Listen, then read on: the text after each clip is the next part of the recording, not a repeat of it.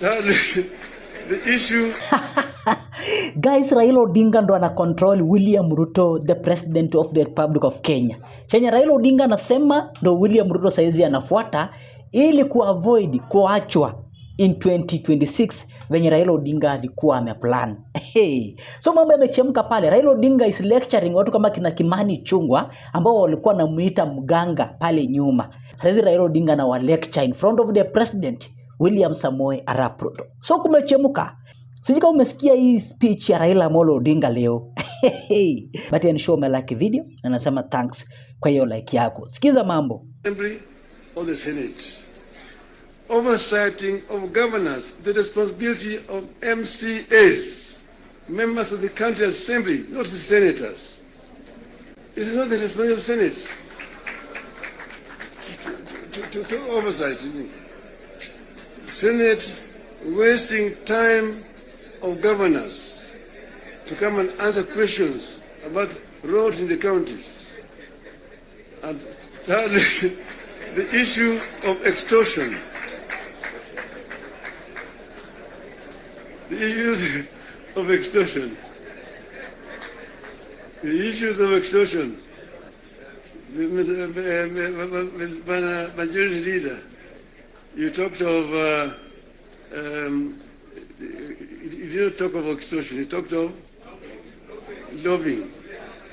Lobbying is okay. In the US, you've got lobby firms which have formed to lobby the members of the Congress. They come to lobby, they're known, they're officially registered as lobbyists. They come to lobby the members of parliament. But lobbying is a different thing from extortion. From extortion. That you have a member, every committee has got a member who is how do you call him? Welfare bunge is giving a very image of parliament, that members of parliament should not be soliciting funds from me. Because you see, listen to me, you know, the environment that we are creating here in this country is very hostile to investments. Foreign investors who come to the country bring their resources in the country to invest it here. And when they bring their resources, when they find there's too much bureaucracy and there's too much extortion, they run away. Private capital is risk shy. And when, for example, somebody has come with his resources to start a project, and then you find somebody beginning to make noise that, oh, this project has not been approved. This project has not been approved. Or this project is being corruptly implemented. You run away. And delaying of the projects. And you find a situation where members of parliament inviting parastatals and so on, and even purporting to be cancelling projects that have been signed. That is the work of the executive, not the work of the legislature. So the legislature should not be competing with the executive in terms of implementation of projects. Allow the executive to implement and just correct them when they go wrong. That's the country will develop. Create a healthy environment for implementation of projects in the country. Then this country will develop. I know I'm being too honest with you people. And I know that the facts, the truth sometimes is so painful, but I think it is important to say this to honorable members of parliament. Thank you very much. May I now invite my brother to come and parliament. Yes, the leader, Kimani Chungwa, referred to the Constitution and told me the issues like NGF and and Senate oversight in the, the counties is in the Constitution. I want him to cite to me the section of that constitution that is referring to.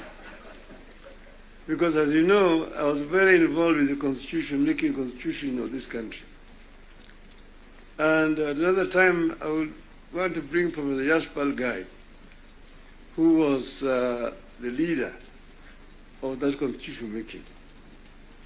And we went through very many issues.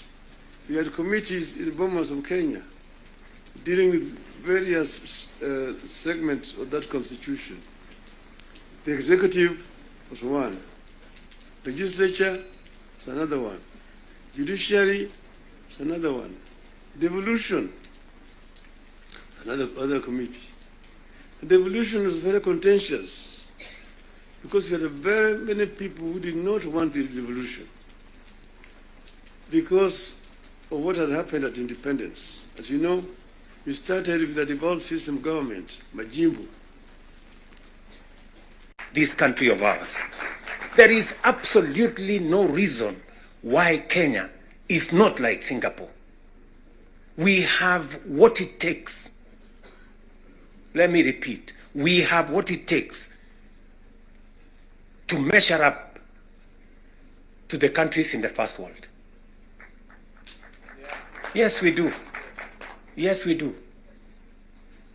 But we are playing in the wrong league because leadership, me and you, are refusing to stand up to what this country needs. I really want to persuade you guys. I really want to persuade you friends. Yeah? This is not about William Ruto. I am here today, I will not be there tomorrow. This is not about Raila Odinga. Right? It's about the country called Kenya, where today we have the privilege to be the leaders, to be the decision makers, to decide which way Kenya. It is us who are seated here. It is us. And we have the historic opportunity to make this country what we have always wanted it to be, but it has not been. As I have said, the same way Raila Odinga can stand here and tell you we must stop the wrongs, I have also said that I am ready to pay whatever price to make this country change. Yes, we must change this nation, and we can do it. Look, housing was part of our conversation for the last 30 years. Yes, we've always talked about housing and how important it is and how it is going to create jobs, how it is going to stop land fragmentation, how it's going to allow us to produce, to save land that is meant for food, how we are going to have decent housing, how we are going to reduce on slums, how we are going to have decent livelihoods. We've always said that. The Right Honorable Raila Odinga tried with the first slum upgrading projects. We started there. The housing levy, go and read the Azimio Manifesto. Read the Kenya Kwanza Manifesto. It is there. It is there in both manifestos. We now are seated here and we have the opportunity to implement what was in the Azimio Manifesto and what was in the Kenya Kwanza Manifesto. Friends, why don't we just do it? Why don't we just do it? We will do it? Yes. Let us just hold it out and look. You can see for yourselves how transformational it is. Today, using the housing levy, we are not only doing housing, we are doing markets, we are doing hostels. And I promise you, what you see in Mukuru, what you see in Kisumu, because I have been there with Baba here, what you see in Eldoret, what you see in Nakuru, what you see in Kiambu here, what you see in almost every part of Kenya, is just housing implemented for 2 years. And you can already see the kind of impact it is having, the number of jobs it is creating, the way it is bringing change in our towns and cities. Friends, if we were to do this for 10 years, if we were to do this for 20 years, and this is a project that has been delayed, we are supposed to have done this 30 years ago. Tell me, if housing was implemented 30 years ago, how Kenya would be looking today. We're different from Singapore. We may have started late, but we now have a chance to do it. I want to ask you, I want to request you for us to come together. And we are not coming together so that any one of us can get anything. We are coming together so that we can transform this country.